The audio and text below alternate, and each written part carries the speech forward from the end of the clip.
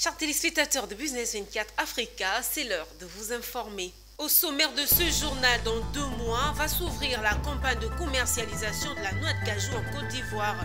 Une campagne que les acteurs vont entamer avec sérénité cette année. Une autre bonne nouvelle, Noud et HEA, 2 sociétés de services immobiliers, ont décidé de faire route ensemble à suivre dans cette édition. D'un autre côté, Néo Studio spécialisé dans l'architecture intérieure et design d'objets a organisé à Abidjan la première édition d'Apéro du Design, un événement qui s'est déroulé avec 3 panels et 2 invités prestigieux du monde de l'architecture murale.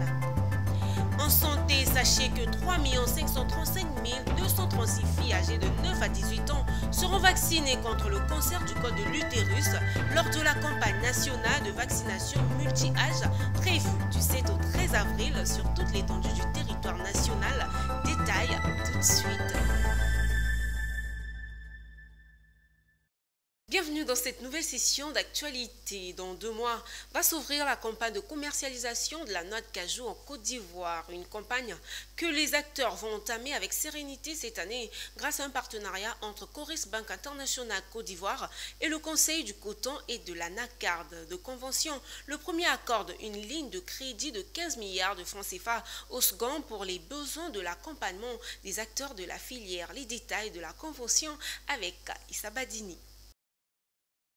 Ces échanges de parapheurs et les chaudes poignées qui s'ensuivent entre les 2 directeurs généraux de Coris Bank International Côte d'Ivoire et du Conseil du coton et de l'anacarde valent, imaginez-vous, 15 milliards de francs CFA.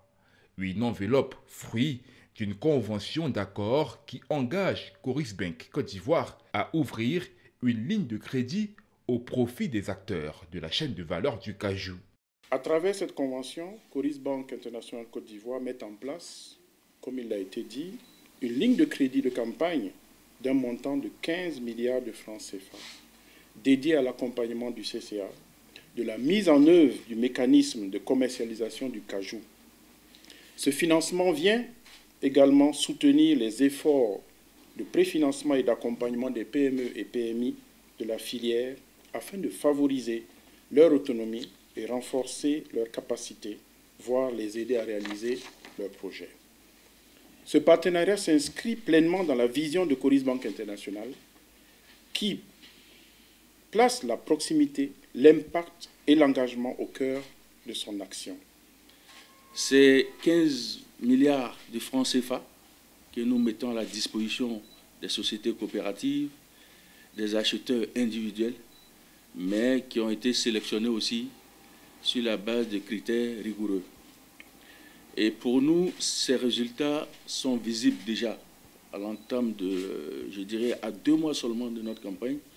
Nous constatons que les choses se passent bien. Et sur ce point, je voudrais encore dire merci à Coris Bank et dire que pour nous, c'est un élan que nous avons engagé maintenant. Il faut que cela se fasse dans la durabilité. Nous espérons que pour les années à venir, je veux dire, l'enveloppe sera doublée, voire triplée, pour le bien de nos parents producteurs. Ce partenariat dit stratégique entre Coris Bank et le Conseil coton et de l'anacarde intervient à 2 mois de la campagne de commercialisation du cajou. Ces 15 milliards de francs CFA de Coris Bank viennent en appui au fonds d'appui à la commercialisation du cajou à l'initiative de l'État de Côte d'Ivoire. En actualité également, le ministre du Patrimoine, du Portefeuille de l'État, des entreprises publiques a échangé avec les dirigeants sociaux des entreprises publiques et agences d'exécution. Cet échange s'inscrit dans l'évaluation de la gestion du portefeuille de l'État pour l'année 2024 et à la définition des perspectives stratégiques pour l'année 2025. Notre reporter Philippe Zabo a suivi ces échanges. Suivons ensemble son compte rendu. Les échanges entre le ministre du Patrimoine du portefeuille de l'État et les dirigeants des entreprises publiques ont commencé par la projection de 2 capsules. La première, pour inviter les dirigeants des entreprises publiques et les Ivoiriens à approcher le ministère pour avoir des informations adéquates en ce qui concerne le portefeuille de l'État. La deuxième capsule a présenté le bilan de l'année 2024 et les perspectives stratégiques pour l'année 2025. C'est elle qui a retenu l'attention du ministre. Au cours de l'année 2024, nous avons procédé à la poursuite de la dynamique d'accompagnement des dirigeants sociaux avec la mise à disposition d'un guide de gouvernance et de livrets visant à renforcer la diffusion des bonnes pratiques de gouvernance. Nous avons également procédé à l'exécution de travaux de révision des modèles économiques ainsi qu'à la mise en place de plans de redressement pour certaines entreprises publiques rencontrant des difficultés. Si nous pouvons nous réjouir donc des progrès accomplis, nous ne devons pas perdre de vue les défis qui persistent, à savoir le renforcement du suivi des recommandations des audits, à savoir également la poursuite des travaux de révision des modèles économiques des entreprises en difficulté, aussi l'élaboration de la nouvelle stratégie de gestion du portefeuille de l'État sur la période 2026-2030. Bien qu'ayant des actifs dans 87 entreprises, le portefeuille de l'État en compte environ une cinquantaine. Promoteur immobilier agréé Butterfly Corporate a ramené une méthode américaine de construction rapide en Côte d'Ivoire en partenariat avec une délégation venue de Texas. Cet accord permettra aux Ivoiriens d'avoir rapidement de bonnes maisons de qualité et extrêmement durables. Ce reportage est commenté par Mondésir Nascimento. Aider les Ivoiriens face aux problèmes liés à l'immobilier. C'est le sens donné à la présence de Butterfly Corporate, promoteur immobilier agréé en partenariat avec une équipe venue des États-Unis. Proposer aux Ivoiriens une nouvelle méthode de construction américaine appelée New Technique de construction par coffrage. Des solutions innovantes pour résoudre le problème de logement. Voilà, c'est une construction qui va extrêmement vite, mais qui conserve sa durabilité, sa qualité, son esthétisme et sa beauté. Et on peut livrer jusqu'à 10 à 15 maisons par jour.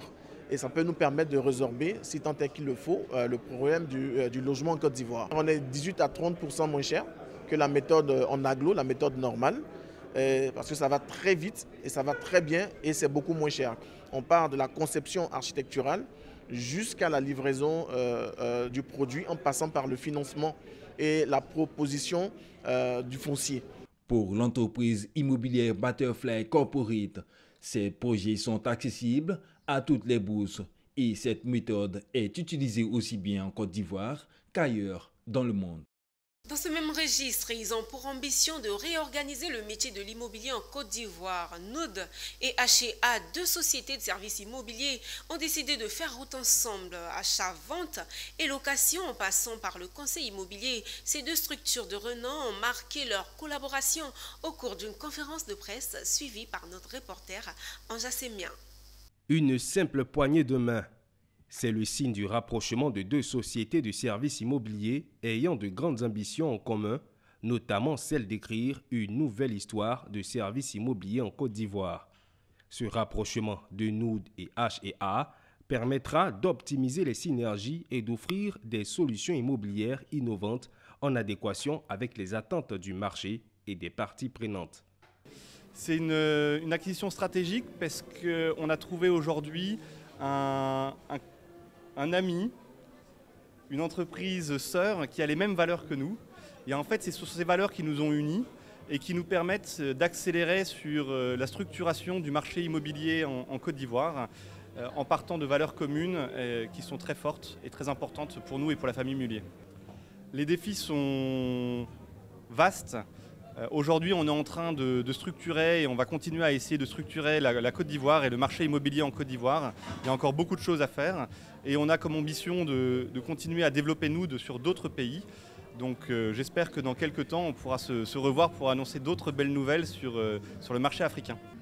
Cette intégration avec Noud a été motivée par une volonté profonde de rendre à la Côte d'Ivoire ce qu'elle nous a toujours donné en s'associant à un acteur majeur et en positionnant l'industrie des services en immobilier comme étant une industrie à part entière sur le marché immobilier, avec une approche dynamique, structurée, proactive et très rigoureuse. Mais nous avons aussi la chance d'avoir au sein de nous d'une famille d'entrepreneurs qui comprend les réalités de l'entrepreneuriat et qui nous donne aussi l'occasion de conserver notre ancrage local. On reste une entreprise ivoirienne qui bénéficiera de l'envergure internationale d'un grand groupe. Depuis avril 2022 qu'elle a posé ses valises en Côte d'Ivoire, la société Nood a à son actif 5 projets d'envergure réalisés.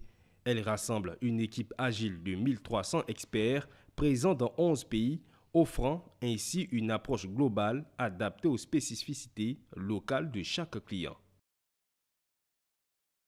Poursuivons cette édition, Néo Studio spécialisé dans l'architecture intérieure et design d'objets a organisé à l'Ivoire Trade Center à Abidjan la première édition d'Apéro du Design, un événement qui s'est déroulé avec 3 panels et 2 invités prestigieux du monde de l'architecture murale. Ce cadre désormais un rendez-vous d'experts en design, de créateurs, leur permettra d'échanger les bonnes pratiques et leur expérience avec le public. Pierre Tebeu nous présente cet Apéro du Design. Les stars de cette première édition de l'Apéro du Design, les voici. Stéphanie Machmouchi et Francis Sosa, 2 grands noms de l'architecture et du design. Si l'un, Stéphanie, est une grande défenseure d'une architecture soucieuse de l'environnement, l'autre, Francis, est le maître incarné, grand défenseur du patrimoine architectural. Avec des mots dont ils ont seuls le secret, ils ont conquis le public de cette première édition de l'Apéro du Design. À travers leur panel, ils ont parlé du mur et du revêtement mural, des revêtements muraux contemporains et même de l'offre abidjanaise de matériaux dans l'architecture intérieure. Une contribution enrichissante pour une architecture qui tient compte du temps. J'ai voulu mettre l'accent sur l'écologie en Côte d'Ivoire et la fabrication locale, notamment tout ce qui pourrait être fait à partir des produits qu'on trouve localement comme l'argile, la noix de coco, le recyclage de plastique, le bois. Et on a soulevé certaines problématiques qu'on a au niveau local, à savoir la certification des industries artisanales ou semi-industrielles. C'est un sujet passionnant. C'est le sujet même de la représentation de nos constructions. C'est le mur. Hein. On a voulu ici le faire vivre ce soir et pour que tout le monde puisse apprécier maintenant de quoi est composé donc les espaces que nous construisons qui sont déterminés que par des murs. Néo Studio, promoteur de ces apéros du design, veut créer un cadre d'échange autour des thématiques liées à l'architecture intérieure en Côte d'Ivoire. On a voulu en fait créer un espace où la parole serait libre pour tous ces acteurs-là, les acteurs de l'immobilier, les acteurs de la construction, de l'ameublement et aussi tout ce qui relève de l'architecture, pour qu'ensemble on puisse débattre de sujets qui vont nous permettre de relever le niveau de l'architecture d'intérieur et de la décoration en Côte d'Ivoire. L'apéro du design est organisé par Néo Studio spécialisé dans l'architecture intérieure et design. Il s'agit d'une nouvelle plateforme d'échange libre, de débat autour des thématiques liées à l'architecture intérieure et du design en Côte d'Ivoire. Une autre information, depuis 2024, les états financiers des associations, l'acte uniforme relatif au système comptable des entités à but non lucratif, notamment les ONG, les associations et les fondations, est entré en application dans les États partis au traité de l'OHADA depuis le 1er janvier de l'année passée, rendant ainsi obligatoire la tenue d'un registre des donateurs. Cependant, le CICBNL, plus d'un an après, moins exploité, voire méconnu dans les milieux comptable. Voilà pourquoi un séminaire de 2 jours de l'Ordre des experts comptables de Côte d'Ivoire pour y remédier, le compte rendu avec Issa Badini. Au tableau, les principes d'application du CICBNL, autrement système comptable des entités non lucratives, à savoir les ONG, les associations ou encore les fondations soumises à ce principe comptable depuis le 1er janvier 2024 dans l'espace OHADA. En face, des hommes et des femmes dont le premier dénominateur commun, c'est qu'ils sont tous des experts comptables. Le second, ils sont membres de l'Ordre des experts comptables de Côte d'Ivoire, lequel ordre est l'initiateur de ce séminaire de formation. Et dans ce cadre, la commission formation professionnelle continue a initié un programme annuel. Et dans ce programme-là s'inscrit la formation actuelle sur le système comptable des entités à but non lucratif. Et ce système est entré en application depuis le 1er janvier 2024. Mais on se rend compte que dans la réalisation de nos missions, les entités à but non lucratif n'appliquent pas encore ce système comptable. Actuellement, les confrères sont dans la phase d'élaboration des états financiers ou alors d'audit des états financiers des projets de développement. Donc cette session a pour objectif de rappeler à tous les confrères quelles sont les conduites à tenir quant à la validation des basculements. Le basculement devait intervenir depuis le 1er janvier 2024. Mais il est clair que dans la pratique, comme c'est la première année, beaucoup d'entités ne l'ont pas encore fait. Et donc on a saisi cette occasion de cette formation pour rappeler les règles de conduite à la matière. Formateur du jour, Joël Maboudou est co-rédacteur du CCBNL, censé être en vigueur depuis janvier 2024, comme signifié. Quant à ce séminaire qui démarre ainsi, il prendra fin dans 48 heures. En prélude des 5e et 6e réunions du Comité des droits de propriété intellectuelle du 7 au 16 avril à Abidjan, en Côte d'Ivoire, le CNSLECAF, en collaboration avec l'Office ivoirien de la propriété intellectuelle, organise une consultation nationale visant à examiner les projets d'annexes relatifs notamment aux marques, dessins et modèles industriels. Cette réunion s'inscrit donc dans l'engagement du pays en faveur d'une intégration économique et commerciale régionale. Sandrine Kwame nous informe. Le Comité des droits de propriété intellectuelle effectuera sa 5e et 6e réunion du 7 au 16 avril 2025 à Abidjan. Pour mener à bien l'organisation de cette réunion, le Comité national de la ZLECAF, en collaboration avec l'Office ivoirien de la propriété intellectuelle et les parties prenantes compétentes en matière de propriété intellectuelle, était présente à cette rencontre consultative pour examiner les projets annexes relatifs aux droits des propriétés intellectuelles. Oui, il s'agit d'un atelier qui regroupe des experts de la propriété intellectuelle au niveau national, donc qui vise à plancher sur les projets d'annexes de propriété intellectuelle qui ont été donc élaborés dans le cadre du protocole de pays de la ZLECAF, la zone de libre-échange continentale africaine. Donc il est question pour les experts nationaux de réfléchir, enfin d'examiner ces projets qui ont été soumis par le secrétariat de la ZLECAF de telle sorte à avoir une position commune de la Côte d'Ivoire à l'occasion des négociations qui s'ouvrent le lundi prochain. Donc l'objectif de cet atelier-là, c'est exactement ça. Donc réunir des Ivoiriens, des experts en pays, avoir leur avis sur les documents qui ont été proposés pour aller défendre notre position.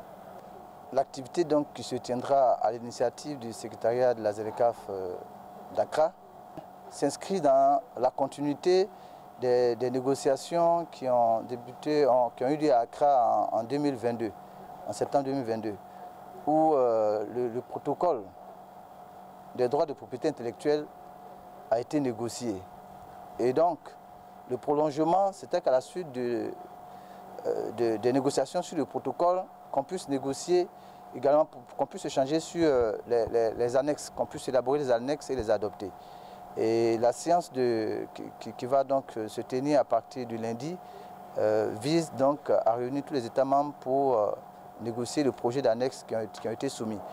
L'Office ivoirien de la propriété intellectuelle est un établissement public national créé en 2005.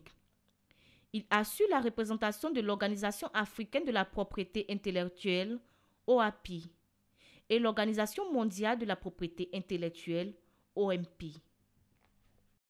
Santé, on en parle dans ce journal. Sachez que 3 535 236 filles âgées de 9 à 18 ans seront vaccinées contre le cancer du col de l'utérus lors de la campagne nationale de vaccination multi-âge prévue du 7 au 13 avril sur toute l'étendue du territoire national. L'information a été donnée par Charles Akakofi, directeur de cabinet du ministre en charge de la Santé, au cours d'une conférence de presse. Ce fut l'occasion pour lui de rassurer les populations sur la fiabilité de ce vaccin vaccin à titre préventif et gratuit, une mesure qui vient renforcer les actions de sensibilisation. Propos recueillis par Walter Kofi.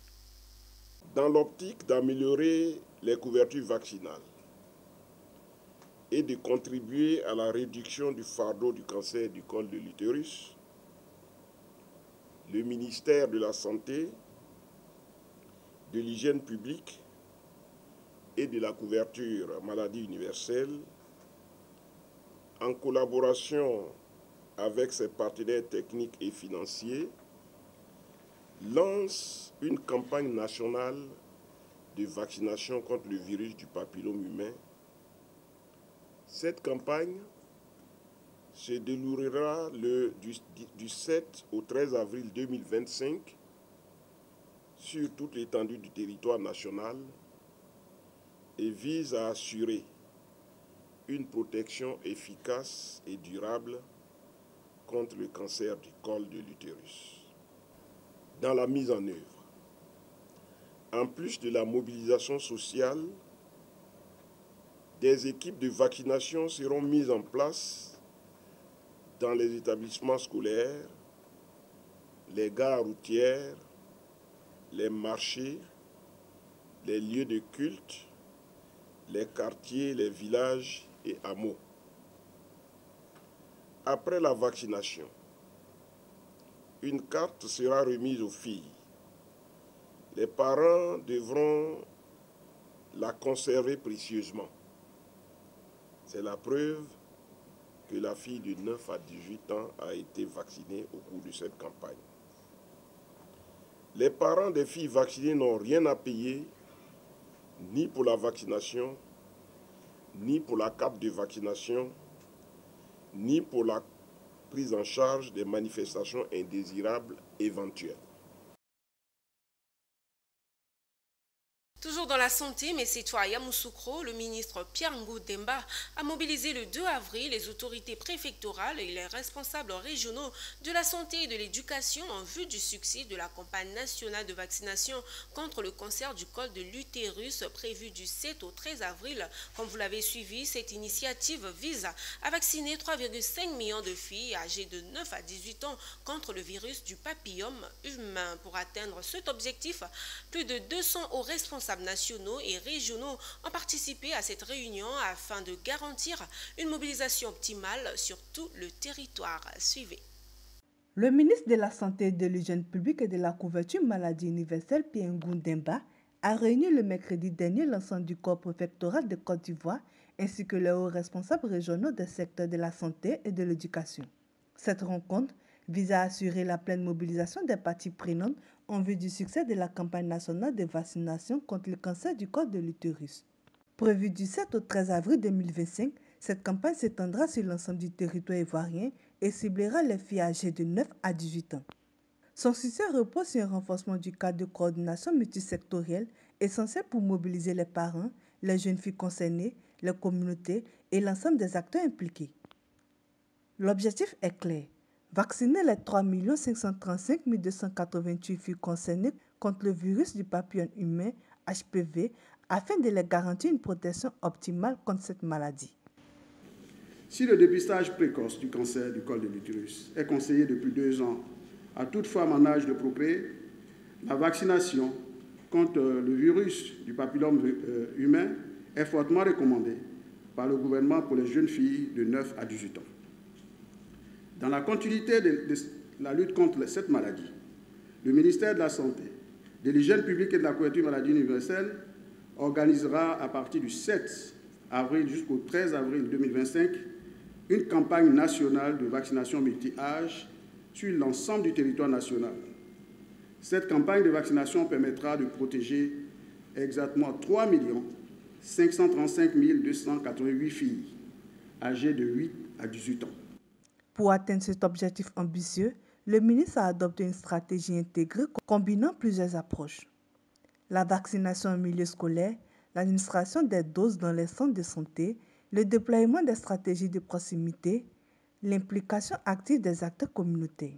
Lors de cette réunion, 110 préfets, 33 directeurs régionaux de la santé, 40 directeurs régionaux de l'éducation nationale et de l'alphabétisation, 35 directeurs régionaux du ministère de la Femme, de la Famille et de l'Enfant, ainsi que 15 directeurs régionaux du ministère de l'Enseignement technique, de la formation professionnelle et de l'apprentissage ont répondu présent. C'est ici que s'achève cette édition. Merci de rester sur la première chaîne économique panafricaine.